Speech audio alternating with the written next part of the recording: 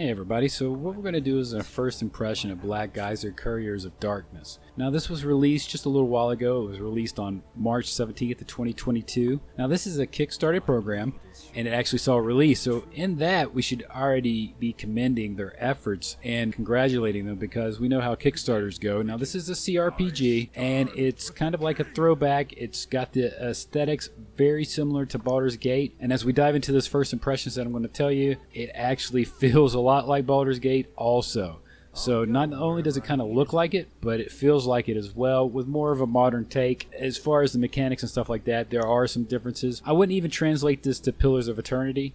I'm thinking this is more of a throwback to those original OG games from the early 2000s, and this is really what it feels like and looks like. But we're going to go ahead and I'm going to give you a little bit of a first impression of Black Geyser, where I stand with it. And remember, if you like this style of content, to go ahead and give a thumbs up and subscribe. But let's go ahead and dive in.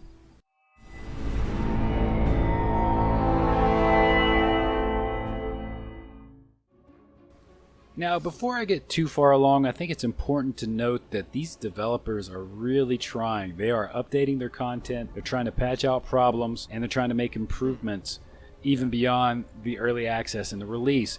And what this says to me is exactly what I want to see from a developer. You release a game that's not 100% polished, or it has issues, but you release it as a finished product, and then you see that there's other problems or things that you can address, and then you go back and you try to patch it through. And any of the old games from back in the day had updates. They had sizable updates to fix bugs and problems that were arising in their products. Some of these old CRPGs, if you just go look at the patch notes, they continued to kick out well after the initial product had been released. This is how you do it, and you do it the right way, about updating your content after release, or at least presents itself as being finished and then work on it from there. A lot of this actually looks pretty good, and I think they've done a lot of work counteract some of the things that I saw some negative reviews on. Now, one of the issues that I do have before I go any further with it is that it still has some really bad load times, and I've noticed a lot of people actually complain about this, and the load times are noticeable. And that's one of the things that you got to really kind of consider, is that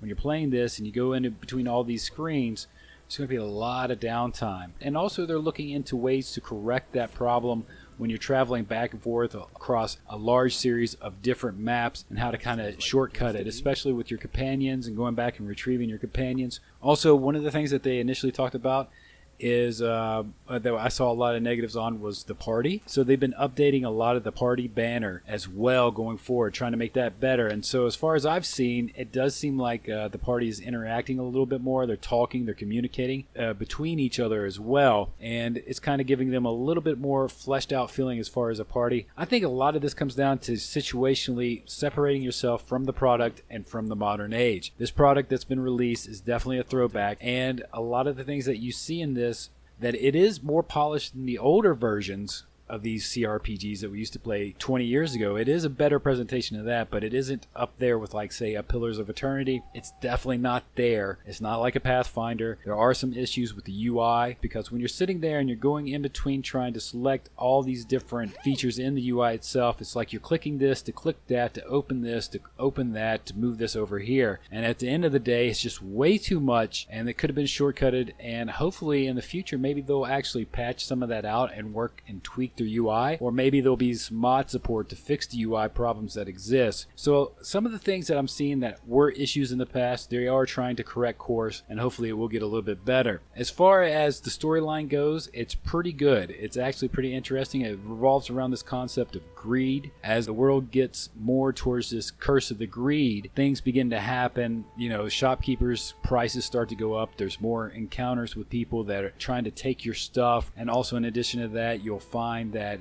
eventually it can get so bad that things begin to happen even inside the cities, like rioting to a certain extent. So it's kind of interesting where they're going with that. I haven't seen all this just yet, and it'll be interesting to see that as that play through and develop. But I can say that I have been paying special attention to options with quest turn-ins, and I've been trying not to raise anything that would affect the greed status of this world and make it any worse. Now, so I guess in this initial playthrough that I'm doing, I'm trying to be very nice. I'm playing a good character that actually cares about what happens to other quest givers themselves. So I'm like, no man, you need to go ahead and hold on to this.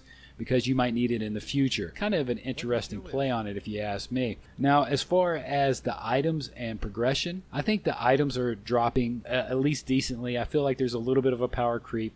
There's a lot of crafting that can be done, and some of that crafting is kind of confusing. I think they need to expand upon this a little bit. They need to make it a little bit more robust, but at the same time, it's not bad, especially if you have CRPG chops. Like, a lot of the things that I'm seeing is basically, if you've played CRPGs in the past, you won't have a problem playing Black Geyser. And a lot of the quests are kind of like fetchy quests, and I know some people don't like fetchy quests, so that could actually cause a little bit of hiccups as well. But you know what? The more quests, the merrier, because it enriches the world. When I run across a dude and he's like, hey man, you know, I really need this diamond, but it's on these undead dudes, can you bring it to me and I'll hook you up some money, I'll hook you up with some items.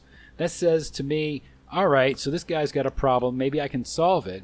And at the same time, then you add that dilemma of the greed system on top of it. Do you actually take the money from this person? Do you take the items, or do you just say, nah, don't even worry about it, here you go, thanks? One of the things I did not like about it is the open tutorial. As far as explaining exactly all the systems and everything like that, it's actually pretty confounding. Now, if you were not an experienced CRPG player, then you might have some issues here. I also didn't like the explanations for the stat allocations, the character classes, and the race selection. So a lot of the character creation itself seemed kind of jumbled, and it didn't give it a lot of information that you needed.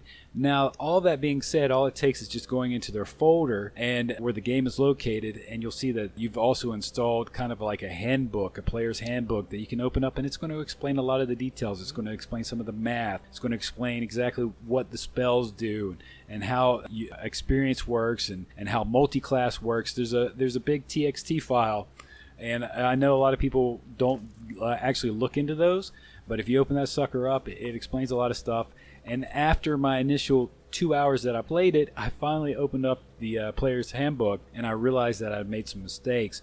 And so that can also be kind of a turnoff as well. If a player becomes invested and they don't have all the information in front of them through the game itself, and they have to outsource it like that, it becomes a barrier or a hurdle for players to become invested in the game, and I really wish that they would do a better job as far as introducing the characters. This game plays very similar to a 2000 game, even down to not explaining what the hell is going on and all these systems. Even though it's a little bit more streamlined than, say, Baldur's Gate back in the day, there's still a lot of hiccups as far as I'm concerned, is explaining to the player what the hell they need to do as far as picking their classes and the character creation itself. My initial impressions as far as Black Geyser goes, I think that it's actually an alright game. I think it's okay. In the future, even after my review of this game, and if it gets some major updates or it gets some modding going on, this might be something to revisit on the channel and check out again.